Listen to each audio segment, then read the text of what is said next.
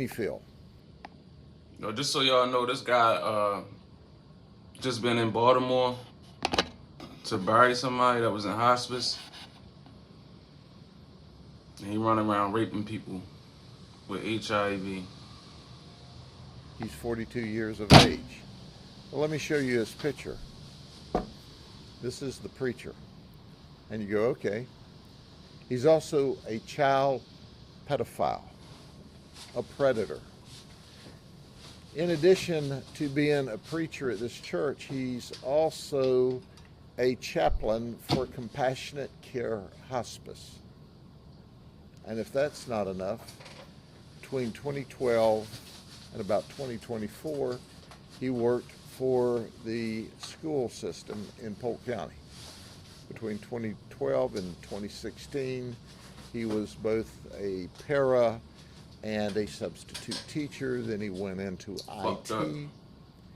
and he worked there until about 2024.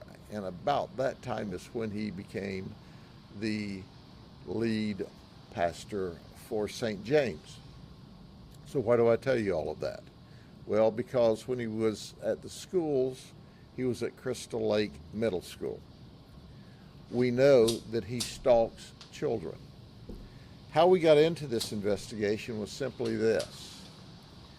We received a cyber tip from Instagram Why that there people just was be illicit, wanting children? inappropriate activity between an adult. I don't understand why people want children. That's unreal to me. Like, what in a child's body, other than the manipulation, like, and even manipulation ain't even an excuse. Like, come on, bro. Like, you manipulating the shit out of somebody that ain't even got the right sense in their mind, that think they got the sense but really don't. But you just doing whatever with them. And a child. It first went to the Auburndale Police Department. They determined this was in the unincorporated area and immediately called us, and immediately we started our investigation. And what we found is that Timothy Cheneyfield went online with a dating app in search of children. And that's what he found, was a 14-year-old child. Did you hear what I said? A little boy. Then they moved from there over to the Instagram app where they chatted more often. And then Timothy Cheneyfield picked him up in front of his neighborhood on 3 different occasions. And on those 3 different occasions, he wasn't preaching, but he was messing around. On 3 different occasions, he drove to the 14-year-old child's neighborhood, where the 14-year-old child met him at the entrance to the neighborhood. Timothy took the 14-year-old to his home. And when he took him to his home, he engaged the child in sex. So when the investigation came to us, we started intensely looking for Timothy, and we found out during this period of time that he was in Baltimore performing, apparently, a funeral for someone. If anybody in Baltimore seen him, for the family members that seen him, while y'all people was in hospice, you know they be slick. So, man, ask some questions. Through his Compassionate Care Hospice work. He confessed. He confessed that he picked up this 14-year-old child on at least 3 different occasions, took him to Timothy's home in Eagle Lake, where he engaged this child in sex. But that wasn't it. That wasn't all. Timothy is HIV positive. He failed to tell this 14-year-old child that I'm HIV positive, and he had unprotected sex with a child and exposed our 14-year-old victim to HIV.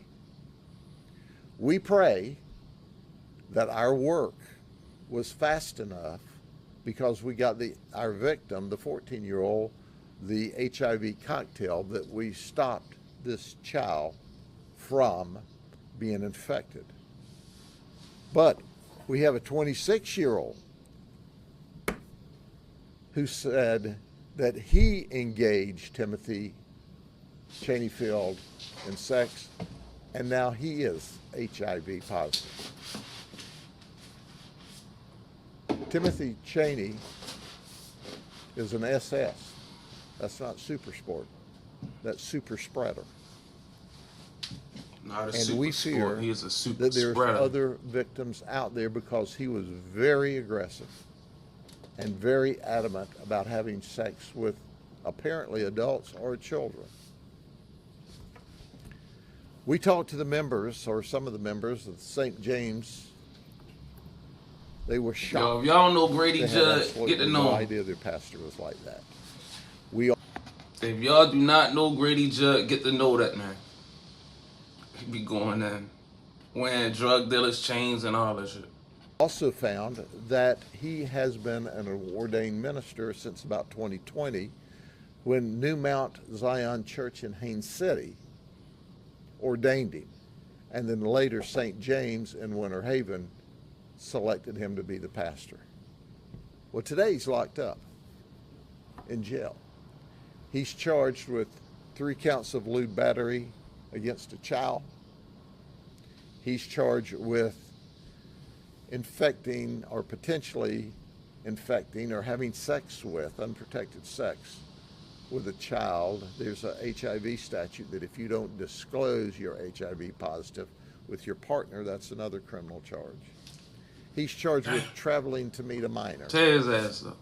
He's charged with computer-related charges. He's charged with Tear his possession of ass marijuana. up. This is a dope-smoking preacher right here in front of you. He's a Dope-smoking dope-smoking preacher. pedophile preacher right before you. And now he's locked up in the county jail where he should be.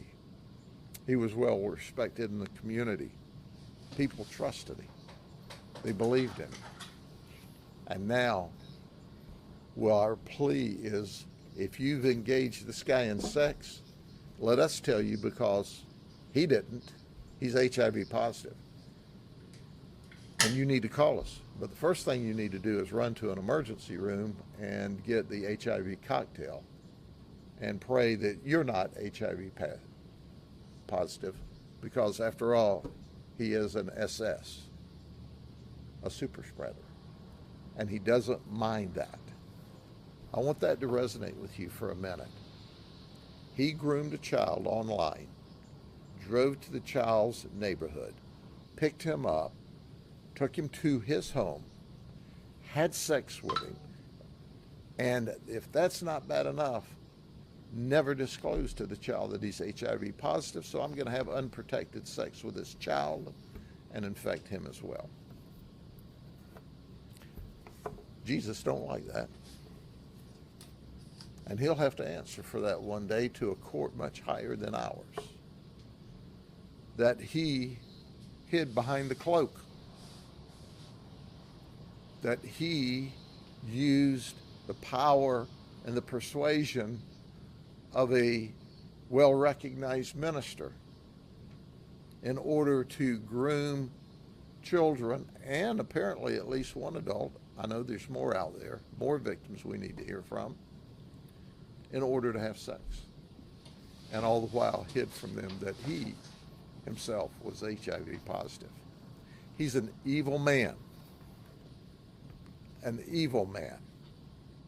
And he took advantage of the people at the church. And he took advantage of children. And he was around children up to 10 years at Crystal Lake Middle School in different jobs before he left there. So I want to hearken back to anybody that might have been in a relationship with him as a result of that. You want to hawk him back.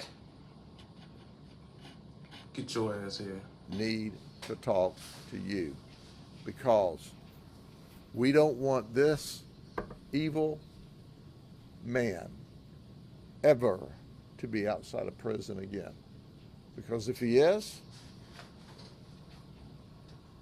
I can assure you that pedophiles don't change their personality or their wants or their needs. So when you want to see a classic example of someone who was well respected in the community, who was well respected at their church, who was well respected by those on their deathbed, and he ruined lives the whole time. Are there any questions?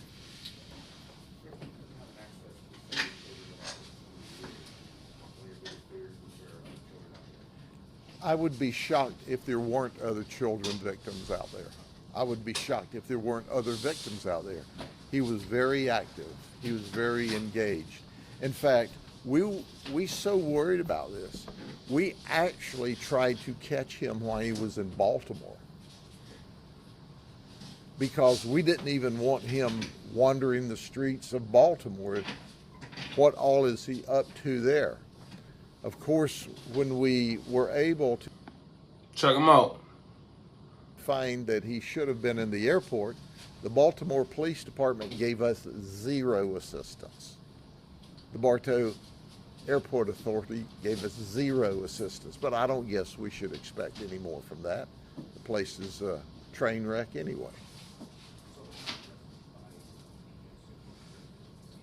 We met him when he got off of the plane with OPD. The Orlando Police Department was perfect. They were spot on. They were game on. They were as outraged with him, and they did a remarkable job. The Orlando Police Department was fantastic. Our detectives in Orlando Police met him. He first went to the Orange County Jail, and then we transferred him to the Polk County Jail. And he confessed to us. Are there any other questions? No remorse. No remorse. This is what he does. This is what he does. He sexually batters children, at least a child that we know of, and we suspect more, and we know an adult, and the adult says, I'm now HIV positive. Niggas say the police ain't doing nothing.